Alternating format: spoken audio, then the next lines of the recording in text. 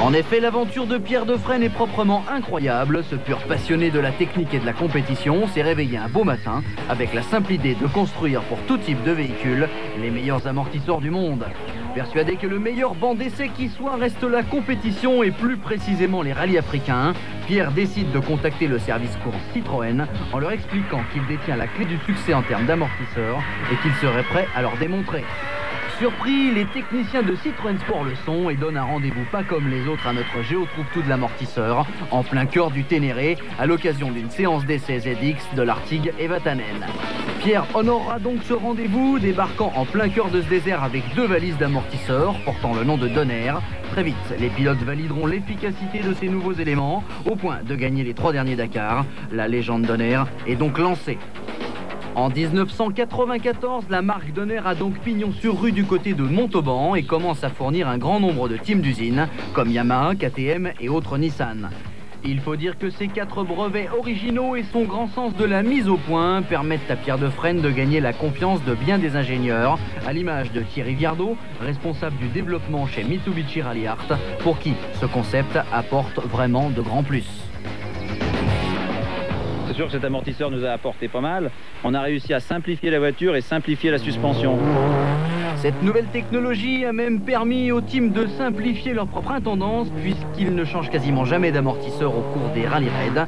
Moins de matériel à emporter, moins de poids, plus de fiabilité. C'est la résultante du travail acharné de l'équipe Donner.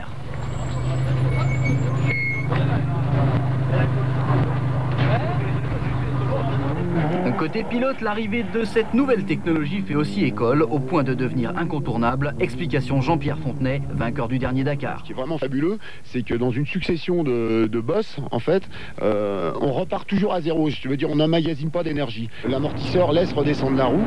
On passe une succession de bosses, je dirais, toujours à peu près pareil. Quelque part, au fond de nous-mêmes, on sait qu'on a une marge de sécurité en plus. Donc, peut-être qu'on va un petit peu plus vite.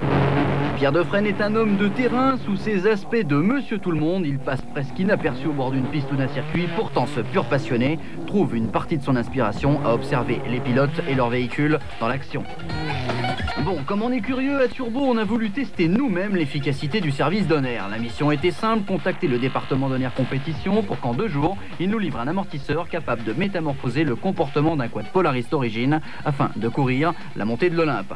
Impossible n'étant pas français, surtout pour un Belge d'origine, Defresne et son équipe nous ont assemblé les 200 pièces d'un Donner nouvelle génération à la vitesse d'un cheval au galop. Et voilà le résultat. Le résultat est simple, une fois installé à la place de l'élément d'origine, le comportement de la machine s'est vu radicalement modifié, au point de faire de ce quad de loisir une machine de course. Cette métamorphose de l'outil me permettra même de finir 10e de cette compétition, et ainsi de profiter de cette technologie surprenante qui préfigure bien sûr le futur en termes de suspension. À terme, Donner devrait apparaître sur le marché grand public au travers du VTT d'abord, puis l'automobile et la moto.